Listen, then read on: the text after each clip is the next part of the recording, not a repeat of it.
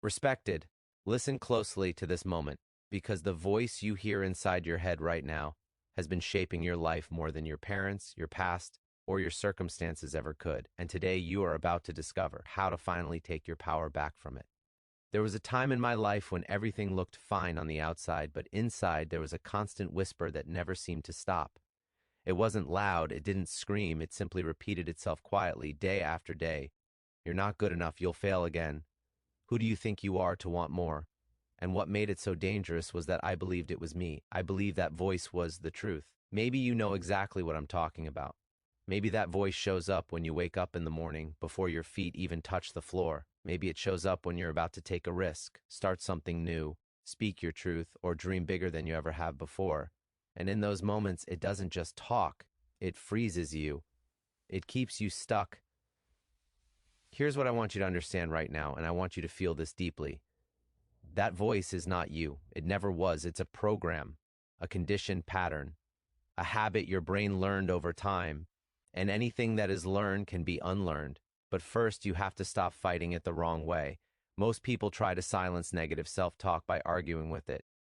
They try to overpower it with willpower, with affirmations they don't believe, or with motivation that fades by tomorrow morning. And when that doesn't work, they blame themselves again. See how the loop continues?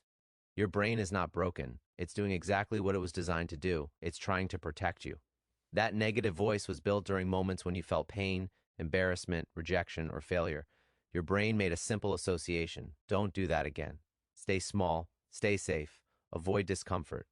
And over time, that survival mechanism turned into a constant inner critic.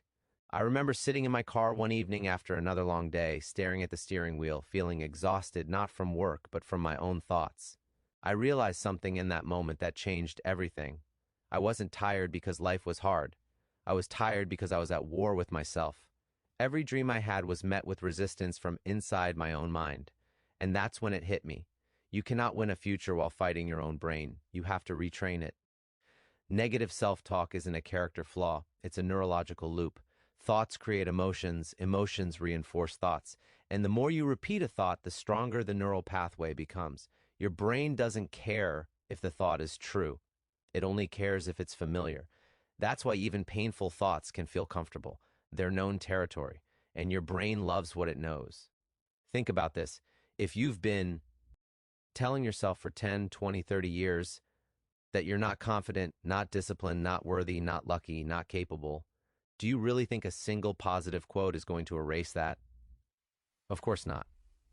And that's okay, because silencing negative self-talk doesn't start with replacing it. It starts with recognizing.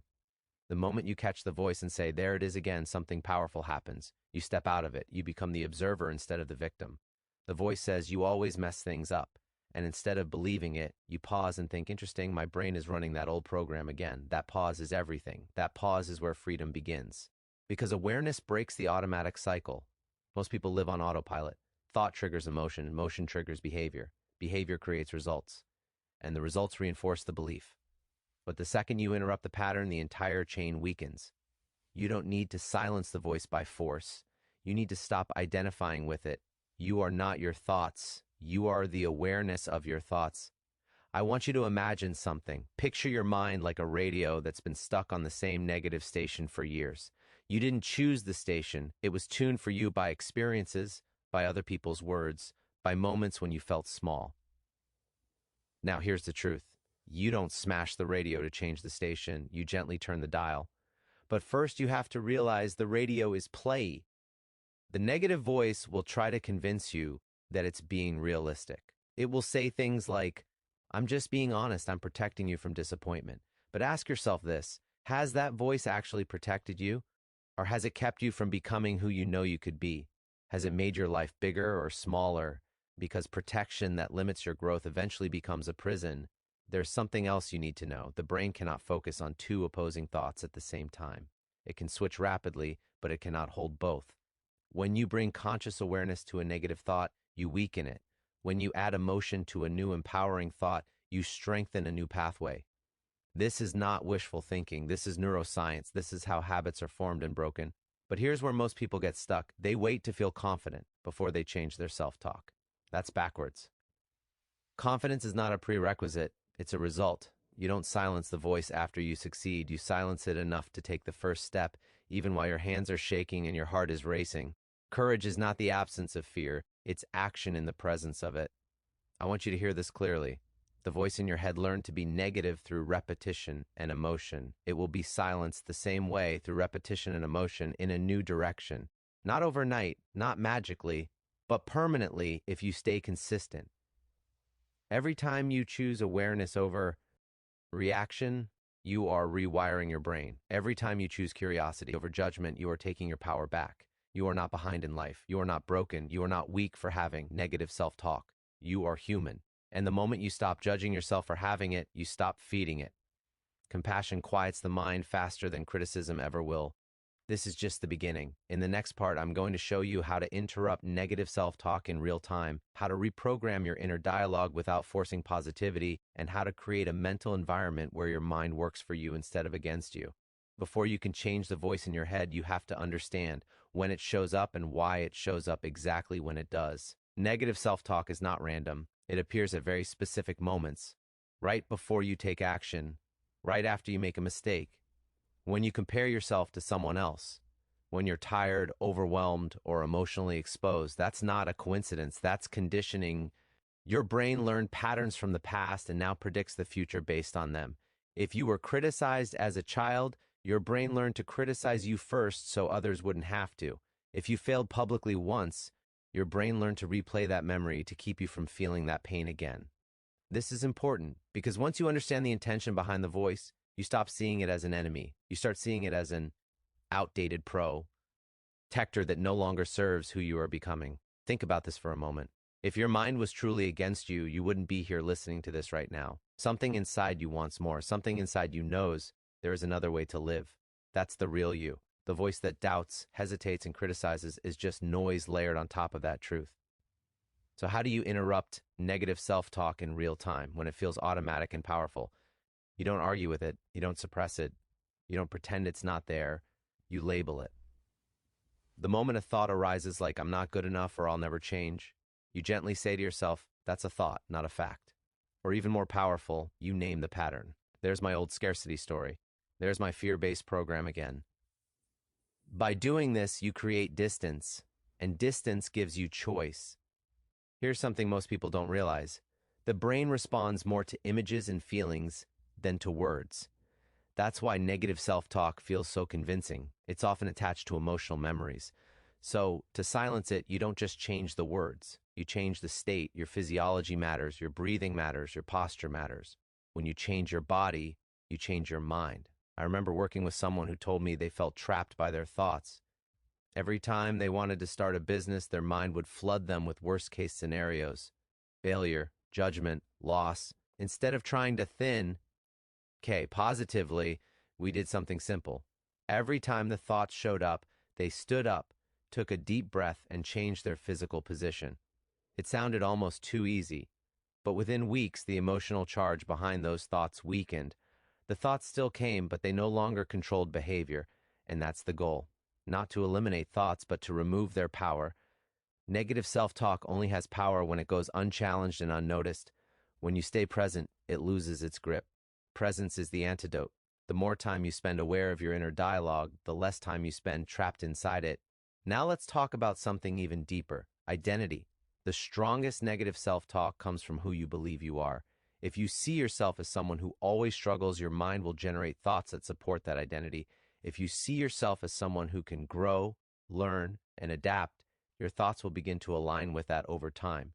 The brain is always trying to be consistent with your self-image. This is why repeating affirmations you don't believe doesn't work. Your brain rejects them. But asking better questions does work. Instead of saying, I am confident when you don't feel it, ask, what would a confident version of me do right now? That question bypasses resistance. It engages curiosity instead of conflict. And curiosity is a powerful state for change. You don't need to believe in your potential fully. You just need to stop fully believing. The negative story. Doubt both sides equally. Let that sink in. If you're going to doubt, doubt the limits too. Every time you take action despite negative self-talk, you send a signal to your brain that the old program is no longer needed. Action rewires belief faster than thinking ever will.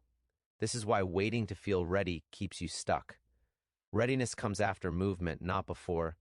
And here's something deeply human that I want you to remember. You will never permanently silence negative self-talk. And that's okay. The goal is not silence. The goal is leadership. You lead your mind instead of being led by it. Even the most successful, confident people you admire still hear doubt. The difference is they don't obey it. Right now, as you're listening to this, you are already changing. Awareness alone begins the process.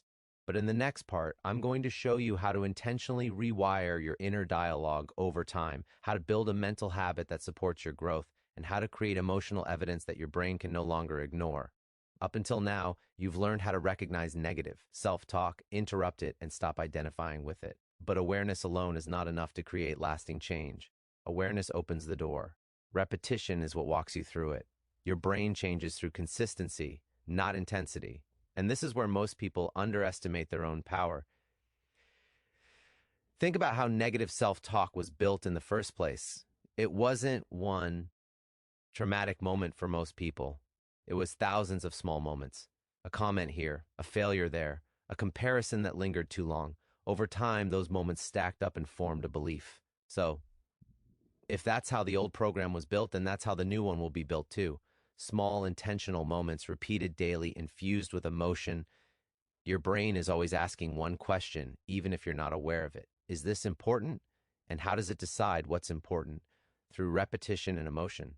That's why the thoughts you repeat with feeling become your reality. So if you want to silence the negative voice long term, you must give your brain stronger evidence in the opposite direction. Let me tell you something that changes lives when people truly understand it. Your brain does not learn best from success. It learns best from emotional experiences. That means every time you do something uncomfortable and survive it, your brain updates its map of what's possible. That update weakens the old fear-based narrative. This is why taking small, courageous actions is so powerful. Not because they're dramatic, but because they're believable. If your mind says you can't speak up, and you speak up just once, even imperfectly, you've created a crack in the old story. If your mind says you always quit, and you follow through on something small, you've planted a new seed. Over time, those seeds grow into a new identity. I want you to imagine your inner dialogue like a courtroom. For years, the negative voice has been the loudest lawyer, presenting evidence of every mistake you've ever made. And you've been the silent defendant, agreeing with everything it says. What changes everything is when you start presenting new evidence. Not arguments. Evidence. Real experiences. Real actions. Real progress. This is why journaling your wins matters, even the small ones, especially the small ones, because your brain has a negativity bias. It remembers threats more easily than achievements. So, when you consciously remind yourself of what you're doing right, you're correcting that imbalance. You're training your brain to see reality more accurately, not more positively, just more truthfully. There's another layer to this that most people overlook. Emotional self-talk is influenced by your environment. The people you listen to, the content you consume, the conversations you have. If you constantly expose your mind to negativity, comparison, and fear, your inner voice will mirror that. But when you surround yourself with growth-oriented input, your mind begins to echo possibility instead. This doesn't mean avoiding reality. It means choosing nourishment over noise. Just like your body responds to what you eat, your mind responds to what you feed it. Be intentional. Your future self depends on it. Now here's a powerful shift. Instead of trying to silence negative self-talk, start redirecting it. When the voice says, "What if this doesn't work?" you can respond. ND with, "What if it does?" When it says, "You've failed before," you can respond with, "And I learned something." You're not lying to yourself. You're expanding the frame. You're giving your brain more than one option. Over time, the negative voice loses its authority. It becomes quieter, less urgent, less convincing. Not because it disappeared, but because you stopped giving it the microphone. And here's something deeply important. Be patient with yourself. You're undoing years of conditioning. Some days will feel easier than others. Some days the old voice will come back strong. That doesn't mean you're failing. It means you're human. Progress is not linear. Growth is not quiet. And healing is not instant. You are not here to be perfect. You are here to become aware, intentional, and aligned with who you truly are. Every time you choose awareness over autopilot, you are winning, even when it doesn't feel like it yet. In the next part, we're going to talk about integration, how to live from this new mental space, how to handle setbacks without falling back into self-judgment, and how to make peace with your mind instead of fighting it. Here we are. This is the part where everything becomes real, because knowledge only changes your life when it becomes how you live, not just something you understand. At some point on this journey, you realize something profound. The goal was never to defeat your mind. The goal was to build a relationship with it. When you stop trying to silence negative self-talk as if it's an enemy, and instead learn to lead it with calm authority, something shifts inside you. The inner war ends, and peace creates power. Life will still challenge you. You will still face uncertainty. You will still have moments when the old voice comes back and tries to pull you into doubt, fear, or self-judgment. The difference now is that you won't collapse into it. You'll recognize it. You'll breathe. You'll ground yourself, and you'll choose your response. One of the most important skills you can develop is emotional recovery. Not avoiding negative thoughts, but recovering faster when they appear. In the past, one negative thought could ruin your entire day. Now, it might only last a few minutes. That's growth. That's rewiring. That's leadership. There will be moments when you slip back into old patterns. You'll catch yourself spiraling, overthinking, criticizing yourself again. When that happens, don't add a second layer of negativity by judging yourself for it. That's just the old program trying to survive. Instead, gently bring yourself back. Awareness, breath, choice, again and again. This is where self-compassion becomes essential. You cannot shame yourself into growth. You cannot bully your brain into becoming confident.